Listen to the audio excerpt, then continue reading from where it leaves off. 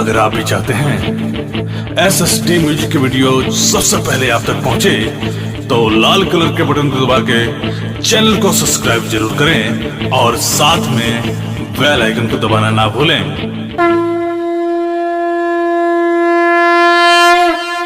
प्रेम से बोलिए काशी विश्वनाथ की।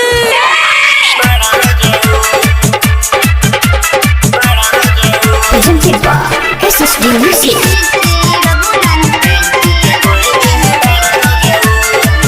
I like you like this. Mixed by Sanji Recording Studio, Chandigarh, Baghaye. लगातार अब की बार जाएं बाबा दरबार, देखी बाबा जी के आइल बा बुलावा रजऊ। लगातार अब की बार जाएं बाबा दरबार, देखी बाबा जी के आइल बा बुलावा रजऊ। जाएं देवरा के लेके अपने साथ, टेम्पू के कोई दी बड़ा रजऊ। जाएं देवरा के लेके अपने साथ, टेम्पू के कोई दी बड़ा रजऊ।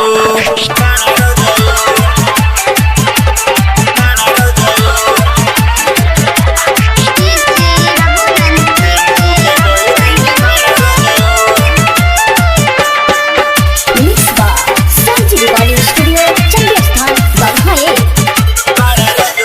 भैया के बात देखी माने लेकिन भौजी के कुछ न बुझे हो। जाके कह दी रउए आके हमरा के लेके चली जा हो। भैया के बात देखी माने लेकिन भौजी के कुछ न बुझे हो।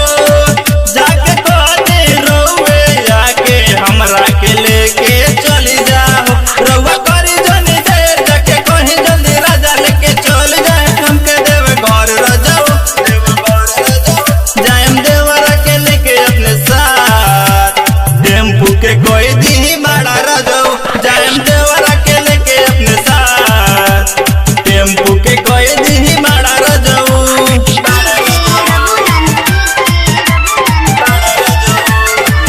I like you like this.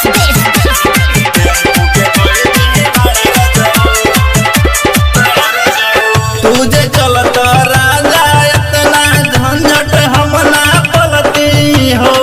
दोनों बेकत दर्शन करे बाबा के हमने चलती हो।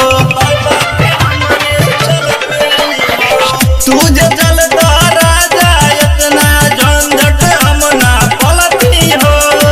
दोनों बेकत दर्शन करे बाबा के हमने चलती हो। सुन सुना रंजन बात माने नहीं मोर, देख घूमता रे गौवा शहर रजाऊ।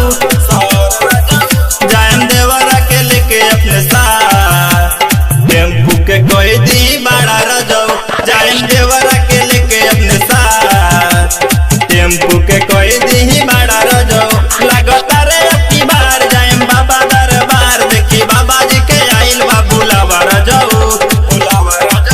जाएम देवरा के लेके अपने साथ, टेम्पू के कोई दी बड़ा रजाऊ। जाएम देवरा के लेके अपने साथ, टेम्पू के कोई दी बड़ा रजाऊ। Mixed by Sanji Recording Studio, Chandigarh, Baghaye.